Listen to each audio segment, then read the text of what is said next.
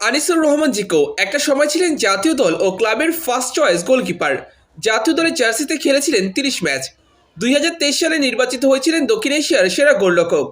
বাংলাদেশকে একাধিক ম্যাচে টিকিয়ে রাখার নায়ক তিনি।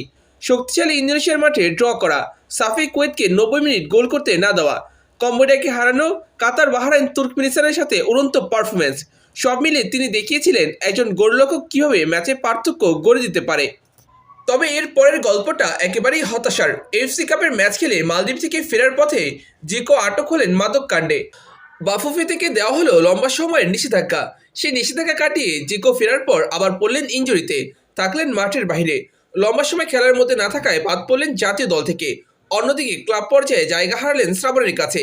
ফিটনেসেও দেখা গেল বেহাল দশা, ওজন বেড়ে গেল অতিমাত্রায়। অনেকে হয়তো জিকোর শেষ দেখে ফেলেছিলেন, তবে বাজ পাখির মতো একটা সুযোগের অপেক্ষা ছিলেন আনিসুর রহমান জিকো। কাকতালীয়ভাবে সেই সুযোগ আসলো এফসি কাপের টুর্নামেন্টে, যেখানে থেমে গিয়েছিল জিকোর কেরিয়ার। এফসি চ্যালেঞ্জ লিগে শ্রাবণের অফ ফর্ম জিকোকে জায়গা করে দিয়েছিল শেষ ম্যাচের একাদশে। ম্যাচ খেলতে নেমে বলের ফ্লাইট বুঝতে না পারায় গোল হজম করে বসলেন জিকো।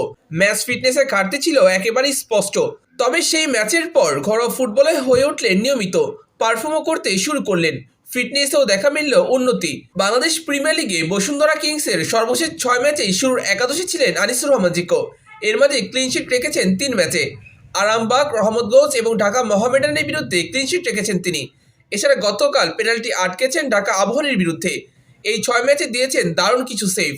গত ম্যাচের পর জিকো টি স্পোর্টসে দেওয়া সাক্ষাৎকারে জানিয়েছেন তিনি পরিশ্রম করেছেন, তবে এটাকে তিনি এখনই কামব্যাক বলছেন না। লিগে ভালো করাই তার লক্ষ্য। আসলে এটাকে কামব্যাক বলবো না, দীর্ঘদিন হয়তো খেলিনি। এই বছর অনেক পরিশ্রম করেছি। গোলরক্ষক কোচ নয়ন ভাই এবং হেড কোচ নানান দিক নির্দেশনা দিচ্ছেন। তবে ওভারঅল আমাকে আরও অনেক কাজ করতে হবে এবং লিগের সামনের ম্যাচগুলোতে আরও বেশি ফোকাস থাকতে হবে।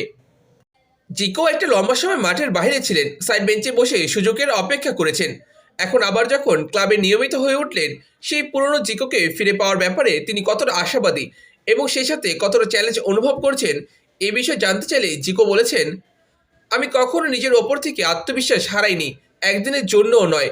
হয়তো খেলার সুযোগ পাইনি, এটা আমার দুর্ভাগ্য। সবসময় সুযোগের অপেক্ষায় ছিলাম। আল্লাহর রহমতে আমার টার্গেট ছিল সুযোগ পেলে পেছনে থেকে দলকে সাপোর্ট করব। নিজের ফিটনেসের উন্নতি করতে জিকো অনুশীলন করেছেন আলাদাভাবে। তিনি অনুশীলনে সবার আগে এসে অতিরিক্ত অনুশীলন করতেন। জিকো প্রত্যাশা করেন আগামীতে এর সুফল পাবেন তিনি।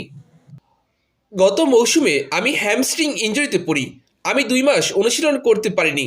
সেই সময়টা বাসায় ছিলাম, ফলে আমার ওজন বেড়ে যায়। ক্লাবে আসার পর আমি দেখি আমি ওভারওয়েট।